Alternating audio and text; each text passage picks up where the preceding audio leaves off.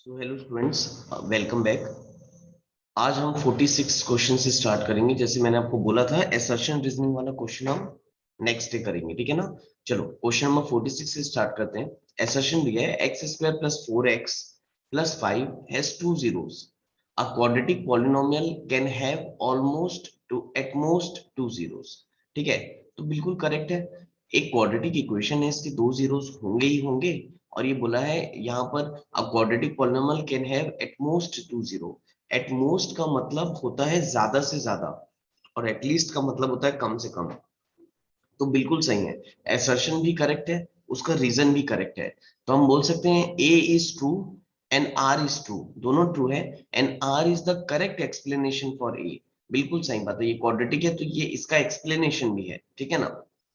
तो ऑप्शन आएगा बेटा ए, है ना। A must be the correct answer. Actual में क्या है, असर्शन रीजनिंग में आपको यहाँ पर ए बी सी डी ऊपर ऑप्शन दे के रखा हुआ है, और आपको सारे क्वेश्चंस को पढ़ के आपको यहीं से आंसर्स करना है, ठीक है ना, कि किसका कौन सा आंसर होगा। क्वेश्चन नंबर 47 दिया है, the factor of this is this. ठीक, the factor are calculated by dividing the coefficient by 2 and expression is obtained by splitting the middle term splitting method। बोला है the factor is calculated by dividing the coefficient by 2 and expression is obtained by splitting the term method. अब देखो भाई, इसको हम 2 से divide तो हम करेंगे नहीं। अरे 2 से डिवाइड क्यों करेंगे, है ना। 2 से मल्टीप्लाई कर सकते थे। तो रीजन तो बिल्कुल गलत दिया हुआ है, ठीक है, रीजन वाला गलत दिया हुआ है। 2 से मल्टीप्लाई करते तो ये 2 सारे जो हैं हट जाते। उसके बाद हम मिडिल टर्म स्प्लिटिंग लगा सकते थे, ठीक है ना। तो मेरे ख्याल से यार ये रीजन रॉन्ग है। ठीक, तो मेरे ख्याल से ये आना चाहिए A is true but R is false. अच्छा, ए ट्रू है कि भी नहीं है, ये भी आपको बेटा चेक करना पड़ेगा, ठीक है ना, ये भी आपको चेक करना पड़ेगा। The factor of this is this, यानी ये इसका फैक्टर है कि नहीं, ये भी आपको चेक करना पड़ेगा।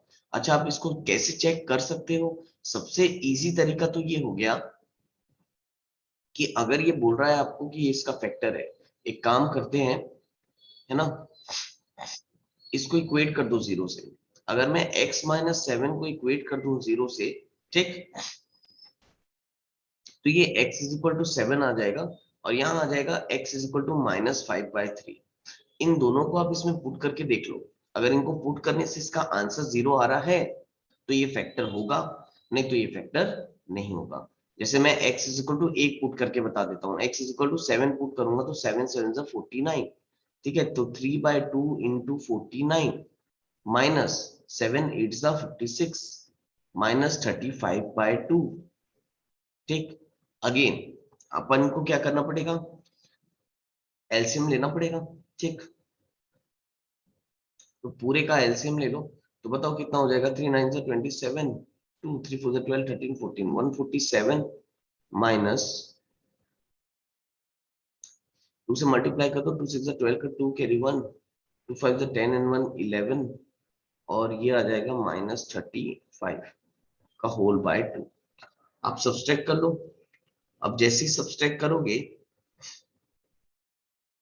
147 माइनस 112 अगर हम करते हैं तो ये आएगा 35 माइनस 35/2। तो देखो, इसको पुट करने से मुझे जीरो मिल रहा है। ठीक, मुझे पुट करने से जीरो मिल रहा है। आप एक काम करना, जैसे मैंने इसको पुट किया x इजल टू 7, अब वैसे ही x इजल टू माइनस 5/3 भी पुट करके देखो, अगेन आपको जीरो मिलेगा। इसका जो एसर्शन है ये करेक्ट है, ये मैंने ऑलरेडी चेक किया हुआ है, इसलिए मैं आपको बता रहा हूँ, ठीक है ना। तो एसर्शन इसका, अगर ये दोनों वैल्यू पुट करोगे x इजल टू 7 और x इजल टू माइनस 5/3 अगर आप इसमें रखते हो तो आपको आंसर जीरो मिल रहा है, यानी ये इसका फैक्टर है, यानी एसर्शन करेक्ट है। लेकिन रीजन गलत है, हम इसको 2 से डिवाइड करके नहीं निकालेंगे। हाँ, 2 से मल्टीप्लाई करने बोलता तो ये फैक्टर्स हट जाते तो अलग बात हो जाती थी, है ना। तो रीजन गलत है। तो इसका ऑप्शन क्या आएगा बेटा, option is C, A is true but R is false, ये आएगा, ठीक है, करेक्ट है। नेक्स्ट 48 में जाते हैं अपन, चलो 48 में दिया है अ quadratic polynomial having 4 and 3 as zeros is, ये दिस। इसका हमको 4 और 3 जीरोस दिया हुआ है, ठीक है। ये भी आपको चेक करना पड़ेगा ये करेक्ट है कि नहीं है, मिडिल टर्म स्प्लिटिंग से सॉल्व करके। खैर ये दिख रहा है मुझे। अगर अपन करेंगे तो 4 3 जा 12 होता है, 4 5 6 7 है ना, और -7 है तो -4 -7 है ये, तो -4 -3 में ब्रेक हो जाएगा, ठीक है ना। चलो सॉल्व करके इसको भी देख लेते हैं। बोला है अ quadratic polynomial has 4 and 3 as zeros। अच्छा देखो ना, इतनी मेहनत क्यों करे यार, अपन क्वाड्रेटिक भी क्यों लगाए, मिडिल टर्म भी क्यों लगाए, सीधा पुट करके देख लेते हैं ना। अगर 4 और 3 इसके जीरोस बोला है तो इसको रखने से आंसर 0 आना चाहिए। तो देख लो 4 4 is 16 -4 7 is 28 -12, क्या 0 आएगा? ये तो बिल्कुल भी 0 नहीं आएगा, आ ही नहीं सकता। माइनस माइनस प्लस हो जाएगा, ये तो माइनस में आंसर आएगा। अगेन आप 3 भी पुट करके देखो जरा, 3 3 जा 9 माइनस 3 7 जा 21 -12, ये भी कभी 0 नहीं आ सकता। तो ये तो असर्शन ही गलत है।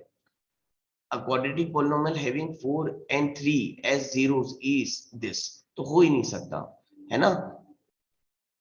इस पॉलिनोमियल का 4 और 3 0 नहीं है, तो असर्शन ही गलत है। रीजन क्या दिया है? The quadratic polynomial having alpha and beta as the zeros is given by x square minus alpha plus beta times of x plus alpha into beta। बिल्कुल करेक्ट है। कोई भी क्वाड्रेटिक पॉलिनोमियल है जिसका अल्फा और बीटा जिसका zeros है, तो उसका एक्सप्रेशन ऐसे ही लिखा जाता है, x square minus alpha plus beta. तो रीजन करेक्ट है बेटा, लेकिन असर्शन जो है वो गलत है। तो देखते हैं अपन कौन सा ऑप्शन आएगा इसका। A is false, R is true, तो ऑप्शन इज डी। ऑप्शन इसका डी होना चाहिए, ठीक है ना।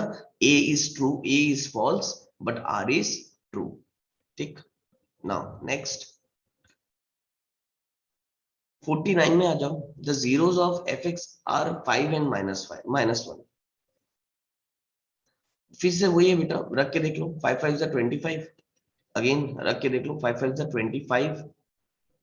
अगेन -5 4 जा 20 और -5। तो 25 -20 इज 5 -5 इज 0 आ रहा है, करेक्ट है। और -1 भी रखोगे तो -1 का स्क्वायर इज 1, है ना। माइनस माइनस प्लस 4 -5 बिल्कुल 0 आ रहा है। तो ये तो करेक्ट है, असर्शन बिल्कुल करेक्ट है। The polynomial whose zeros are this this is this.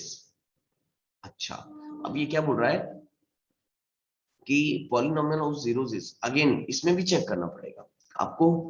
2 + √3 पहले इसमें रख के देख लो, एक्स स्क्वायर है तो 2 + √3 का होल स्क्वायर। यार एक काम करते हैं ना, देखो रखने में बहुत ज्यादा कैलकुलेशन हो जाएगी। अगर बोल रहा है कि इस पॉलिनोमियल की ये दोनों जीरोस हैं, तो हम उल्टा चलते हैं इस बार। अगर ये दोनों जीरोस हैं तो ये इस फॉर्मेट में लिखे हुए हैं, इनटू 2 - √3, ऐसा ही लेके आया होगा इनको, करेक्ट है। नहीं, ऐसा नहीं लाया होगा इनको, ऐसा नहीं लाया होगा। ये ऐसा लिखा होगा, x is equal to 2 + √3, x is equal to 2 + √3। तो इसको क्या मैं ऐसा लिख सकता हूँ, it is nothing but x minus 2 + √3, x minus 2 + √3, क्योंकि 2 + √3 को ब्रैकेट में ले लो, ये पूरा ब्रैकेट इधर ले जाओ, इक्वल टू 0, एक ये जीरो है।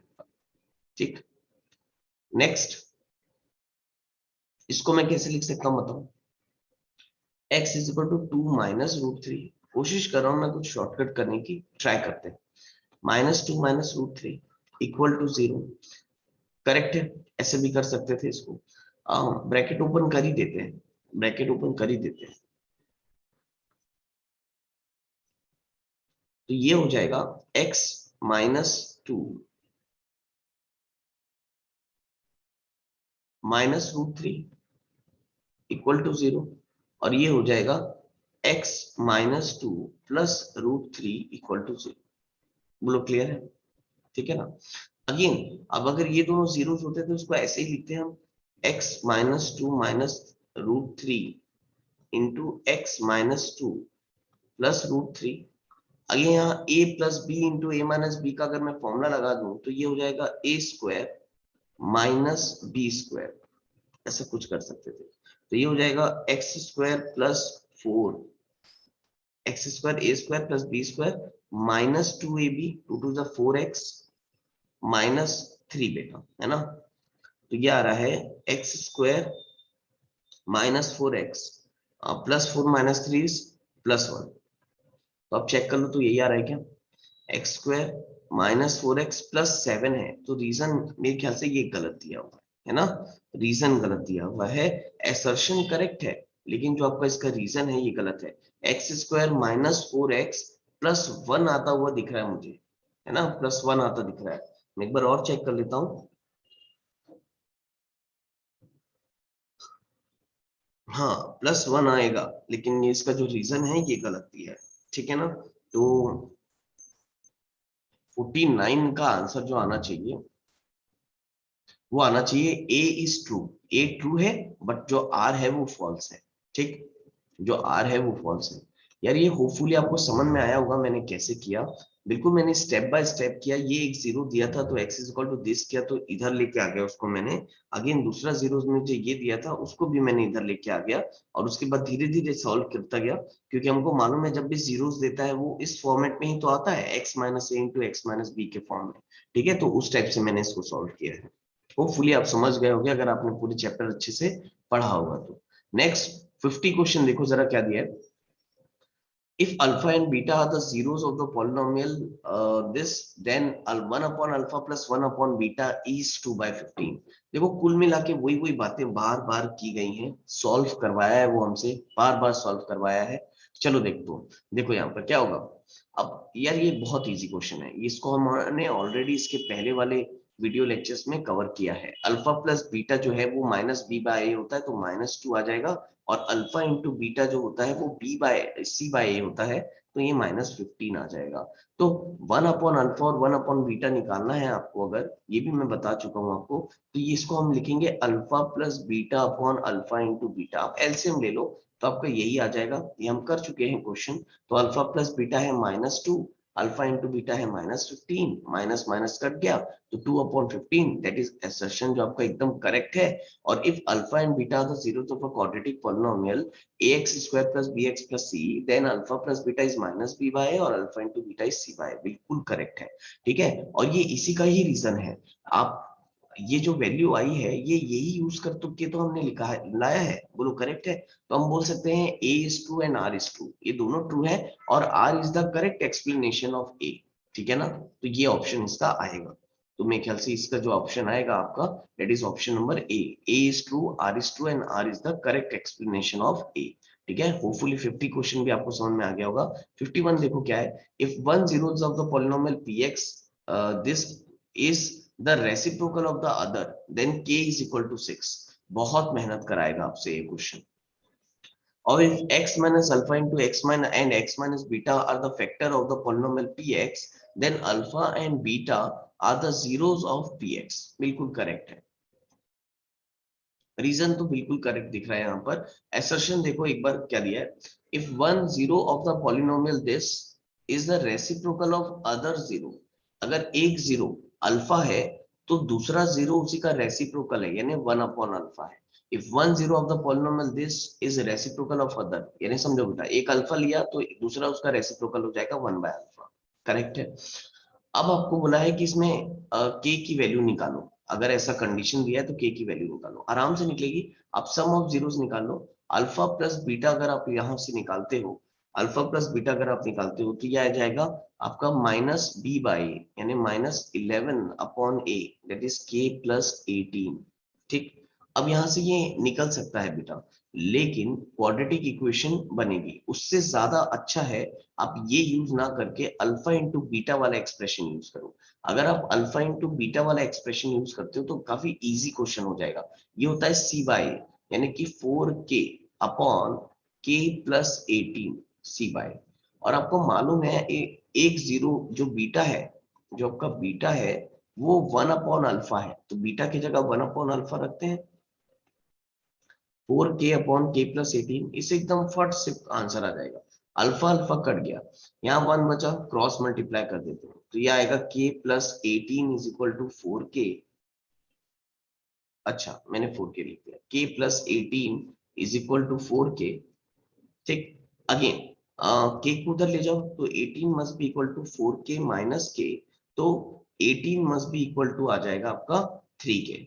ठीक है, तो k इज इक्वल टू आ जाएगा 18/3, तो 3 6 18 होता है, तो k आ गया आपका 6, k आ गया आपका 6। ठीक है ना, तो के 6 आ गया, और ये बिल्कुल करेक्ट है, आपका के 6 आएगा करके बोला हुआ था, हमने यहाँ पर के 6 लेके आ गया है, तो असर्शन करेक्ट है। रीजन भी बिल्कुल करेक्ट दिख रहा है। If x minus alpha and x minus beta are the factor of the polynomial px, then alpha and beta, अगर x minus alpha x minus beta एक पॉलिनोमियल के फैक्टर हैं, तो ऑफ कोर्स अल्फा और beta उसके zeros होंगे, तो reason correct है। लेकिन ये रीजन ए का करेक्ट एक्सप्लेनेशन नहीं है। ठीक है, रीजन ए का करेक्ट एक्सप्लेनेशन नहीं है, तो हम ये बोल सकते हैं भाई कि ए और आर दोनों ट्रू हैं, but R is not a correct explanation of A. ठीक है ना, तो मेरे ख्याल से जो इसका ऑप्शन आएगा वो आएगा बी। ठीक है, that is 51 question, option is B मेरे हिसाब से, है ना, बी ऑप्शन आएगा। नाउ नेक्स्ट 52 क्वेश्चन देखो जरा। 52 क्वेश्चन है, if the zeros of the if the zero of x square plus px plus q are two consecutive integers, if the zeros of this are two consecutive integers, then p square minus 1 is equal to 4q। बढ़िया question है ना। अब ये कुछ अलग type का question आया ना, इतनी देर से हम वही अल्फा बीटा ये वाले क्वेश्चन कर रहे थे। अब देखो बोला है two of the zeros are consecutive integers. Consecutive integers वो होते हैं जो एक के बाद एक आते हैं, समझो इस चीज को। यानी अगर मैं एक जीरो को अल्फा ले लूं ना, तो दूसरा जीरो जो हो जाएगा मेरा वो हो जाएगा अल्फा प्लस 1। इसी को हम कॉन्जिक्यूटिव बोलते हैं, जो एक के बाद एक आते हैं। अगर एक जीरो मेरा अल्फा है तो दूसरा जीरो मेरा क्या हो जाएगा, अल्फा प्लस 1। ठीक, अब वो देखो, अब ये पुट कर दो। अब यहाँ पर दिया है x square plus P x plus Q, तो यहाँ पर आप पहले सम ऑफ जीरोस निकालो। अल्फा प्लस बीटा अगर आप निकालते हो तो अल्फा प्लस बीटा का वैल्यू होता है माइनस पी बाय ए, करेक्ट है। तो अल्फा प्लस बीटा, अब ध्यान देना बेटा, यहाँ पर ये अल्फा है और ये क्या है आपका बीटा है, करेक्ट है। तो alpha plus beta is equal to, जल्दी से बताओ माइनस पी बाय क्या आएगा, दैट इज माइनस पी, और अल्फा इंटू बीटा क्या आएगा, अल्फा इंटू बीटा आएगा क्यू। अब निकाल दो ना यहाँ से, क्या दिक्कत है। अल्फा प्लस बीटा, आपको कॉन्जिक्यूटिव इंटीजर बोला था निकालने के लिए, अच्छा आपको एक्सप्रेशन निकालने बोला है, then p square minus q minus 1 is equal to 4q। अच्छा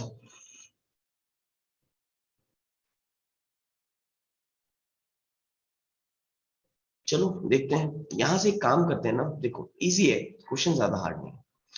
अब एक काम करो, बीटा की जगह आप रख दो, बीटा की जगह रख दो आप alpha plus 1 is equal to minus b, तो ये हो जाएगा 2 alpha plus 1 is equal to minus B.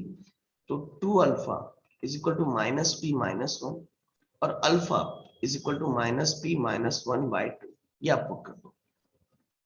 अगर ये आप यहां रख दो बेटा, अल्फा की वैल्यू आपको मालूम चल गई, तो अच्छा alpha into beta is equal to q, यानी कि ये हो जाएगा alpha into alpha plus 1 is equal to q, correct है।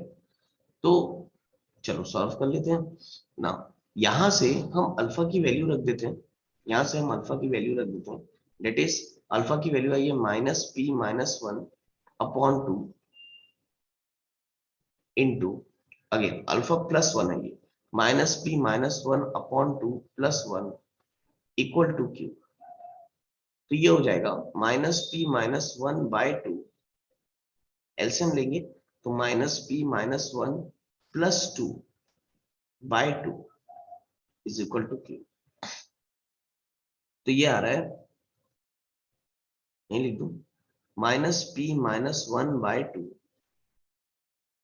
माइनस 1 प्लस 2 तो प्लस 1 हो जाएगा, तो ये हो जाएगा माइनस पी प्लस 1/2।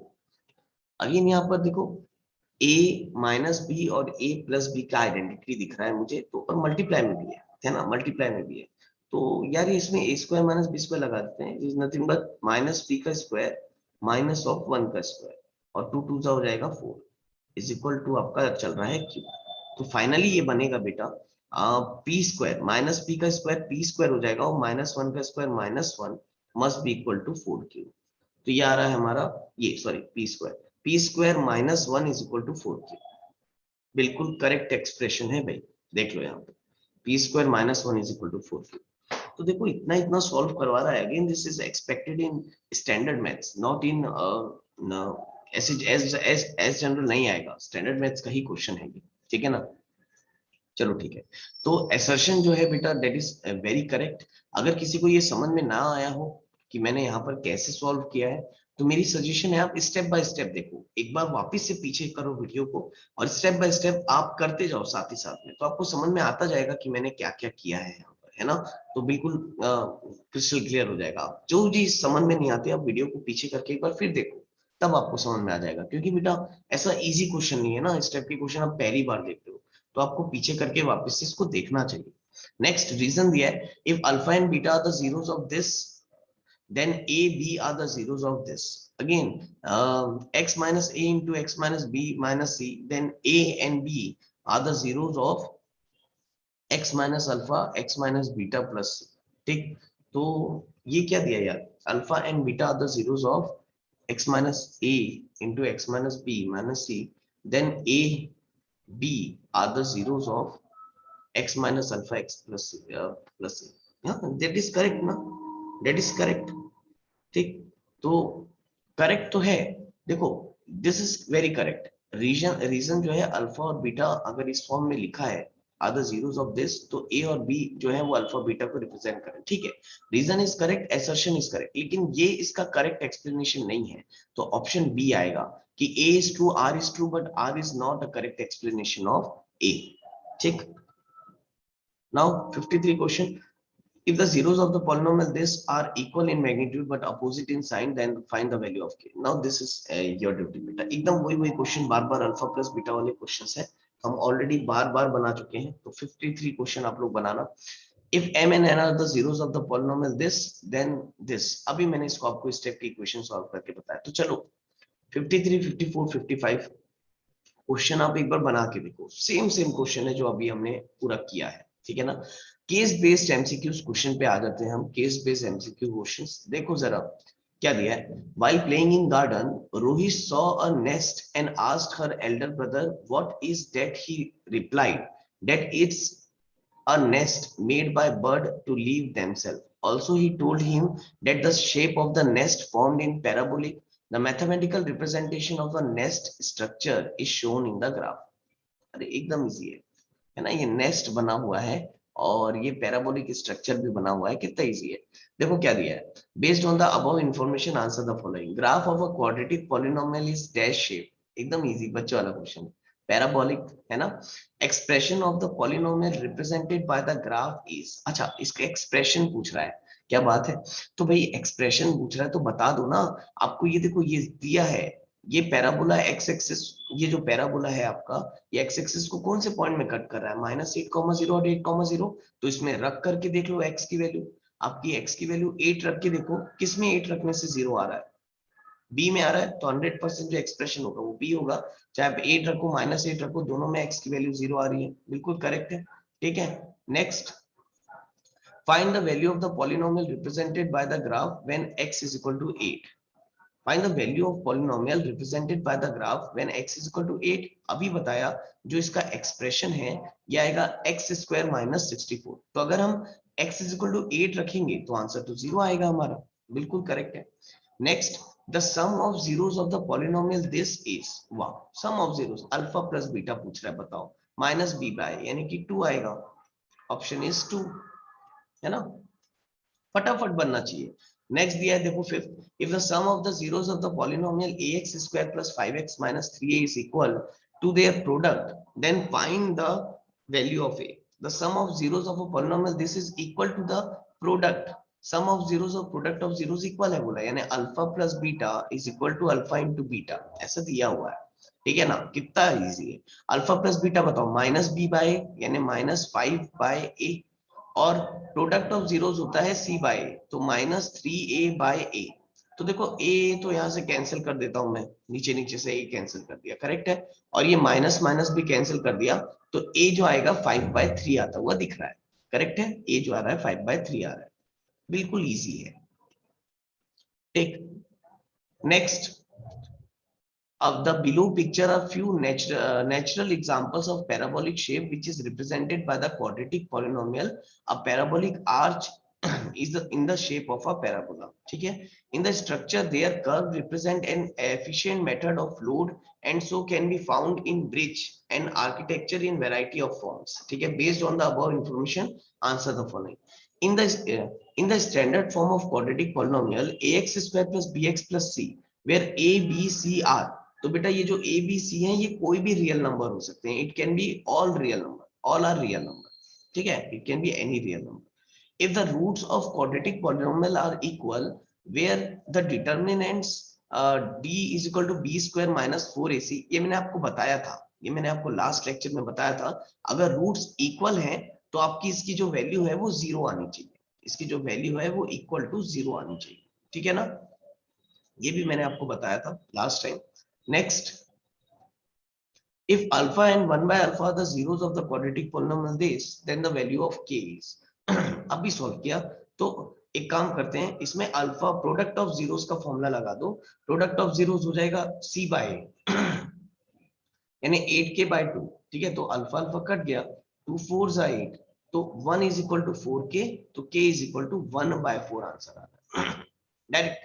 देखो कितना इजी हो गया ना ये क्वेश्चन, पिक्चर बेस्ड वाला. और बच्चे इससे डरते हैं कि पिक्चर बेस्ड वाला क्वेश्चन आएगा सर, वेल यानी पैराग्राफ वाला क्वेश्चन आएगा. तो बेटा मुझे तो ये आसान लग रहा है, इसके ऊपर तो हमने बहुत भयंकर भयंकर क्वेश्चन बनाए. ठीक है ना? Next, the graph of x square plus 1 equal to 0 intersect x-axis at two distinct point, touches x-axis at neither touches nor intersect x-axis. तो बेटा ये x-axis को टच ही नहीं करेगा. आंसर आना चाहिए सी, neither touches nor intersect x-axis. क्यों? क्योंकि अगर x square plus 1 equal to 0 और इसको मैं सॉल्व करूं तो x square is equal to -1 आ जाएगा और x is equal to square root of -1 आ जाएगा. और square root of -1 is not possible. अभी हम 10 तक पढ़ते हैं, it is not possible. Square root में माइनस पॉसिबल है ही नहीं. तो इसका जो ग्राफ है वो एक्स एक्सिस को टच ही नहीं करेगा, है ना? तो याद रखना, it is neither touches nor intersect x axis, क्योंकि हम अभी पढ़ते हैं it is not possible. Next, if the sum of the roots is minus p and product of the roots is minus 1 by p, then the quadratic polynomial is. तो यार ये तो एकदम इजी है ना? तो quadratic polynomial का equation होता है अल्फा, क्वाड्रेटिक पॉलिनोमियल का इक्वेशन होता है x square minus alpha plus beta times of x plus alpha into beta. तो एक्स स्क्वायर, ठीक है, माइनस सम ऑफ जीरोस दिया है तो माइनस माइनस से प्लस पी एक्स हो जाएगा और प्रोडक्ट ऑफ जीरोस दिया है तो -1 बाय पी. तो that must be the answer. कौन सा मैच कर रहा है भाई? ये देखो ऑप्शन सी मैच कर रहा है. ठीक है, x square plus P x -1 by P. तो चलो फिलहाल मैं सोचता हूं कि इसके आगे मैं अब आपको बोलूं कि आप एक बार खुद से इसको ट्राई करके देखो. अब आपसे यार ये बनना चाहिए, है ना? अब आपसे ये बनना चाहिए. वर्ड प्रॉब्लम काफी आसान है. ठीक है, ये निहारूस फादर वगैरह ये जो है ये सब आपसे बनना चाहिए. मैं कोशिश करूंगा कि इसका जो पीडीएफ है ये अपलोड कर दूं अपने चैनल पे, ये अपने वीडियो पे, इसी वीडियो के डिस्क्रिप्शन में आपको मिल जाएगा. तो आज के लिए अपन इतना ही करते हैं. यहाँ हमारा पॉलिनोमियल्स का एमसीक्यूज का डिस्कशन जो है वो पूरा हुआ. इसके आगे के क्वेश्चंस आप लोग बनाना बेटा, आप लोग के बिल्कुल आराम से बनेगा, कोई हार्ड क्वेश्चंस है नहीं. ठीक है, जितने अच्छे क्वेश्चंस थे मैंने सारे करा दिया. और एक चैप्टर से अगर आप इतने क्वेश्चंस करते हो तो इसके अलावा आपको बहुत ज्यादा पढ़ने की जरूरत नहीं पड़ेगी. ठीक है, that is more than enough. तो चलो आज के लिए इतना ही करते हैं. Thank you class, have a nice day, bye bye बेटा.